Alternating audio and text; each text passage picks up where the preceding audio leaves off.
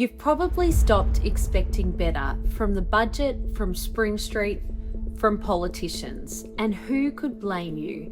The promises never seem to materialise, the spin never stops, and people who speak up often get ignored.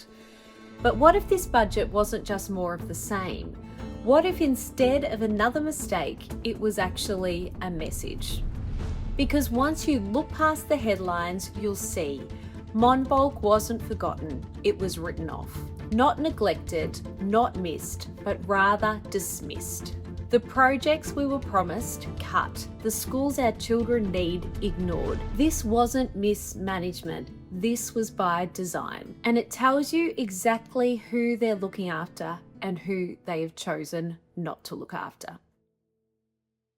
Monbulk isn't asking for special treatment. We just want the basics done right. Roads that are usable, schools that are fit for purpose, and a future worth staying for. For years, families here have been told to wait your turn, help is coming. But we have a budget now and no help on the way. The second SES unit, which we desperately need to combat the routine and regular long power outages, has been ignored. Specialist schools cut, and while family violence reports are rising, the government cut $200 million from the very services meant to keep women and children safe. They had the money, they had the chance, but they have made a choice. So no, Monbulk wasn't left off the list. We were never part of the plan to begin with. Because when the time came to make real choices, this government chose someone else and left Monbulk behind to fend for itself. But it's not just the roads or the schools that they've walked away from. It's something that has even more significance, your safety.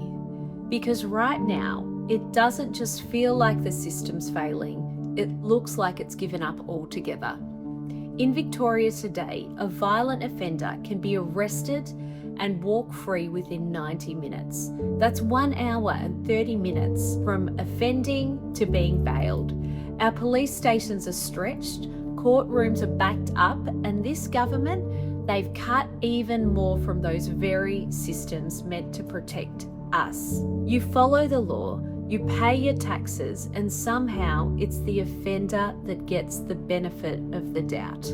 This isn't just bad luck, it's predictable when the system was never designed for you. The government said they would keep the community safe. What we've got is a revolving door, and no one at the top is willing to close it. Every single day, Victoria pays $22 million in just interest, while essential services in Monbulk are underwater and no rescue plan is in sight. That's your money.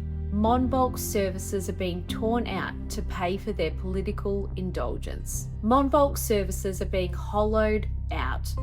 Food relief groups unable to keep the shelves stocked, crisis shelters are completely overrun, women are turned away, and they have just had their funding cut again.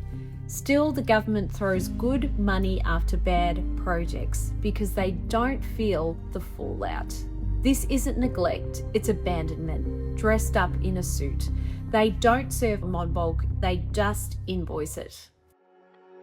But Monbulk doesn't fold. We feed each other, we fight for our neighbours. What we need now is a government that values what we protect and stops treating our resilience as an excuse to walk away. You've seen the choices they've made, the services they have cut, the people that they have left behind, and now you know the truth. This isn't just bad budgeting, it's a system that wasn't built for Monbulk and has no plans to change. Monbulk's never waited to be rescued. You look out for each other, you always have each other's back.